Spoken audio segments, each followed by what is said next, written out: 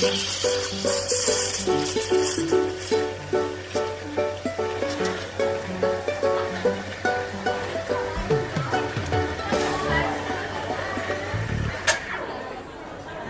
to Teaching Brewed.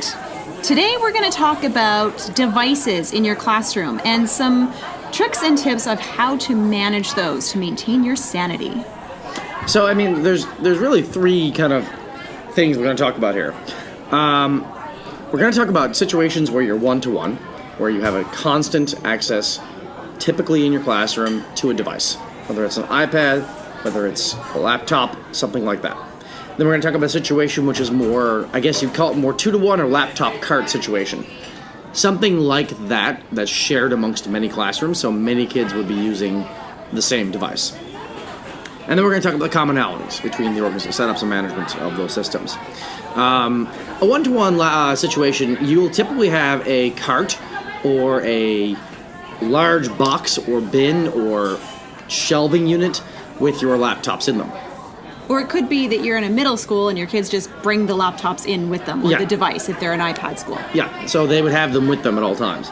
Regardless, what you want to do, first off, is make sure that there is a labeling system somewhere in your room that is labeled with the kids' names, which is different from the 2-to-1, which we'll get into later. Yeah. You want to explicitly have the kid's name on it, because no matter if you're a middle schooler or grade 1, they're gonna lose something at some point. And they all look the same. And they're gonna look like someone's gonna get someone else's by accident. Yes. And that's going to be a thing. Oh, it's gonna cause meltdowns. Yes, so you want to make sure that you have it clearly labeled who owns which one. And typically there'll be some sort of numbering system from your IT department that tells, this is this kid's computer. Don't rely on those numbers. You definitely want to have the kids' names, or if they have a class number, 1 to 22, 1 to 23, depending on how many kids you've got in your room. It's clearly labeled who owns which one. Yeah. Less confusions. You want to be constantly reinforcing and letting kids know about the laptops being in the room and how they're not always going to be taken out. You want to make sure that they're aware that they are a tool, just like a pencil. And that the thing is, when it's in the room, there is an expectation from the kids that they'll come out more often because they're right there.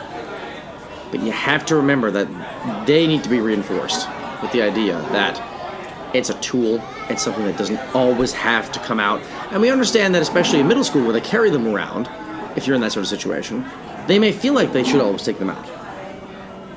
And if you're in lower primary or upper primary, where they may not be always out, they may be in a shelving unit, that they're not always coming out. So there's a bit of a difference there. If they're carrying them around, they have the expectation that I can open this whenever I want to. And I think it needs to be reinforced in both situations. No, this is it's not the Savior education. It's not something that needs to be always done. There's a time and place for it. Similarly, teachers, that goes for you too. Yep. Just because you've got access to these things does not mean that you need to be using them every lesson. No. There are many times when it does not serve your purposes to actually have those devices out. We are in the second week of school right now, for me at least. Third week for me. And my laptops have not come out yet, simply because there has not been a lesson that's really required them, and there's a lot of training to be done on them first. Plus, the responsive use agreements, which we'll get into later, only got them all back for the day. So, that's just another thing. Another procedure we want to talk about is the idea of how they come out. Now, when you're in a one-to-one situation, the ability to reinforce this procedure is more osmotic, because you're doing it more often because they're in the room. And you often have the time to spend, well, let me rephrase that. You have the ability to have the time to spend on taking them out and putting them back in appropriate ways without even doing it. Matter of fact, one of the first lessons I do with my kids is we don't even open the laptop. We literally take it out, bring it to our desks, and put it back. And that's exactly what I did with my kids in the first week. So we're in week 3, but in the first class, the last 10 minutes of the period, because I'm a specialist. So my first period is basically, hi, here's who I am. This is who you are. Let's do a tour of the room so you understand where everything is. Okay, now we're going to practice getting the laptop out, and we're going to practice putting the laptop away. Yeah, and they may get really excited to get their hands on that laptop. Oh, did they ever? But the lid stays closed. It sure did. Yep. And in doing so also reinforces a lot of the philosophies behind what your environment looks like during this time. But we'll get into that in a few minutes once we've covered some of the 1 to 2 stuff. You've got a bit more time constraints on that simply because you're sharing it. Yes. And it could be that you've got the devices in your classroom, but it's not a full class set. Yeah. Or maybe you need to go to the other side of the school and borrow the cart and wheel it down. Regardless, there's a good few things that change.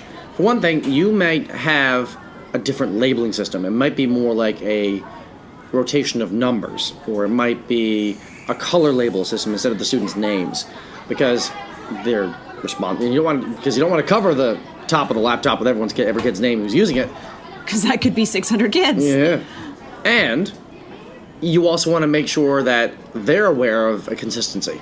If they don't have that consistency, because the students' names aren't on there, then they won't know what to do every time. So a color and label system, a numerical labeling system, something like that will do the job there. Your workflows won't be as consistent with this because they're not always taking them out. But they are equally as important. Yes. So you may have a visual on your cart that's a school-wide policy for how the laptops or iPads or whatever come out of the cart and get put back. And if you don't, then you might want to take some initiative and do it yourself. Yeah. One of the things really basic is every laptop gets a number, or every device gets a number, and every slot has a number. Yeah. And just make sure that the correct devices go into the correct slots. And then at the end, because somebody else is wanting to use those, do make sure, and have a student do this because you don't need to, do make sure that everything is plugged in again. Yep. And you have a job, now we're kind of venturing into the world of what's commonality between both programs. First one is that very thing. It's the idea that you should have a job role in either situation that is about making sure the laptops are put together properly. In a one-to-one situation, that job role may be more consistent and it may be a weekly role. In the 1 to 2 program, it might be a bit less. It might be just telling a student, can you please go check the laptop cart? Or there might be a, X number of times where for the next 3 times, you two have the job of making sure all the laptops are plugged in, they're put in the right slots when we're done with them. Yep. And it could even be something as simple as just asking a random student in your class to do it and not actually having it as an official job on the job board. Yeah. But just making sure that it's done and it's not something that you need to do. The environment has to be a similar space. Yeah. So what we recommend, we're going to a few things for the environment when dealing with the device. Number 1, liquids and laptops don't like each other. No, iPads are the same way. If you are in a classroom with desks, then you may want to have the liquids, like the water bottles, be put on the floor as long as those devices are on the tables. If you're a specialist and you don't have tables in your room, then you may want to designate a single wall where all the water bottles go against the wall, and so they're nowhere near those devices. Yes. If you're in a classroom environment, a more traditional one with desks in it, you may also want to have any food or anything like that cleaned up, cleaned off, put away, no scraps on tables, anything like that. Anything that could be a distraction or could harm the computer should be nowhere near it. Yeah. So that means that if you've got visual art and then you're using laptops right afterwards, clean up the visual art. Yep. The paint, the papers, the glue, and all the sticky residue. Yep. No one wants a sticky computer. Oh, and another big one is if you know your kids have just eaten lunch or a snack, they should wash their hands before they use the device. No one likes a bit of orange stickiness on the keyboards because that will actually mess up that key or keyboard quite nicely. Yeah. So kids should be washing their hands prior to using it. Plus, it's just good hygiene. Keyboards are well known to be one of the biggest sources of bacteria in your house. Far worse than anything you find in your bathroom. Yep. So bear that in mind. Also, if there's germaphobes out there, we're sorry. Yeah. Another thing you want to make sure that you reinforce is the responsible use agreements or policies of your school. No matter what, these things are key. In 2-to-1, 1-to-1, doesn't matter how many devices you've got. It's important. Yes, it is.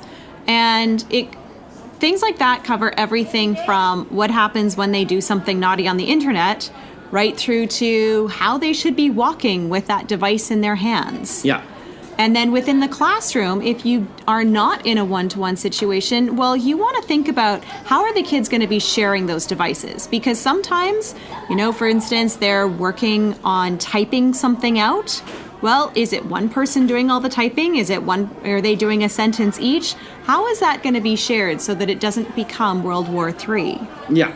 So just make sure you reinforce the responsible use agreement. Going over some basic procedures that you can use in either setting to get the computers out and back. One common one that we see a lot is you have the job role, open up the cart or whatever it is. Then you call students up. You may call your even-numbered students. You may call them by table. Regardless, but you should never just send your mass class on to get the devices. Scary. Yeah, it creates hassles. Do it by table group. Do it by student number. Do it by color, something, or have a table manager where one person is responsible for getting the laptops. They just go ferry them back and forth. It might take a bit more time, but that gets them there and back safe. Yes. Second thing you want to reinforce is 2 hands on laptops all times. Yep. The only reason I, as a teacher, can do one hand is because my hands are big. But that's still technically not safe. Yes, because you could still drop it. Yes. So when I'm with my kids, I do 2 hands on, simply because it models the behavior for them. So if I'm moving around in the classroom, I will put my 2 hands on the laptop and move it back and forth. Really make sure you do that. Yeah. Modeling it shows them what to do. And if they don't do it right, send them back, put the laptop back, and try it again. Really reinforce and manage and push that idea that 2 hands on laptops at all times. And when you're moving through the classroom and you have a laptop in your hands, you are walking. It doesn't matter how exciting that thing on the screen is. Yeah. You've got to walk with it. Yeah, and also reinforce them, and this is a silly one, but that nothing goes on the laptop when you have 2 hands on it. If you're holding it like a tray, a lot of kids will be inclined to go, hey, I got to carry something else. I'm going to put a book right on top of the laptop. You've got to make sure they don't. That's a huge thing that they don't do. It can damage the screens. Mm-hmm. It can damage the device. So, really reinforcing that all of those procedures over and over and over again. If you are a specialist teacher, you need to make a walking zone. Yes. So your laptops, you might have everybody clustered in the middle of the room, and if somebody needs to get up and walk somewhere, they need to go all the way to the outside edge of the group and walk around, rather than stepping over everybody and all of those laptops. Yes. Path of least resistance. Yes, if they're moving throughout the room, they shouldn't be hopping, jumping, or moving other students, especially ones using laptops at the same time. That can cause laptops to fall. Yes. You also want to reinforce that, yes, occasionally mistakes happen and laptops drop. But it's not the end of the world, and they should not, have a meltdown because they dropped their laptop. Sometimes those accidents do happen. And you gauge each one differently, but provided there wasn't malintent, you create that safe and secure environment where it's not an okay thing, but it's not a thing that they're going to get sent to the principal for, or, you reinforce responsible use agreement. Yes, in as positive a way as possible. Yes, absolutely. So now you've got kids in the class, whether they're at desks or on the floor, and they may be grouped together on a single device. They may each have their own device, and now you want to talk to them. How are you going to do it? There's a couple of different phrases that various people use. To get my class to quiet down, I'll count down from 5 or do the whole thing. It's classic. You guys, we're not here to talk about classroom management from that perspective. What we are here to talk about is what happens when you got their attention. Someone's going to want to go off attention because they got a screen in front of them. Absolutely. And there's various ways you can describe it. I call it going half-mast. Where they turn their screens to halfway where they can't see them. And again, then you need to keep an eye on which little hands will go underneath the keyboard to finish things off, even though they can't see the top, see the screen. But half-mast is one way I describe it. Other people kind of go halfway. or... I call it half closed. Some people call it 45-year screens. Some people say black year screens, because if you're on a tablet device, you can't half close that. Nope. So they say black year screens. The other thing that I will say, though, because I've got laptops when I've got devices in my room, is I will tell kids to put their hands in their laps. Yes. And that way they can't be just a little bit more on that keyboard. Yeah, and oftentimes what you want to do is go hands in the air, hands on laps. That way you can see all the hands that are away from the keyboards, and you'll hear them go with their hands on their laps. Another one that I've heard some people say is, can everyone be listening llamas? It's kind of cute. Works with the littlies a little better. Kind of a fun one to say. So just that might be a little suggestion for you guys. And I know if you're a sports fan, a lot of sports fan teachers will often go, and a hush fell over the crowd. And that's often the kids' cue to put their screens halfway and pay attention to the teacher. Whatever you decide on, it needs to be practiced. Yes. And and do it randomly. Yeah. Be in the middle of your sentence, in the middle of the lesson, and then switch something all of a sudden so that the kids have to tune in again. Yeah. So these are all different ways you can manage and kind of get kids to get attention again. But basically, think before you get your devices out, if you're thinking about using them, go through in your head all the different ways that your kids are going to get those out or put them away, and figure out what kind of procedure and workflow is going to work best for your classroom. And it should be constantly and consistently reinforced. Yes. If there's changes in it, make them aware of it, make it a very transparent thing for them. Because if otherwise, it's not going to work. Nope. And if you've got kids forgetting, maybe that means it's time to practice again. Yep. Take a break from the actual work and reinforce the procedures and practices. Well, that's all we've got time for. Have a great week. And we'll see you next time.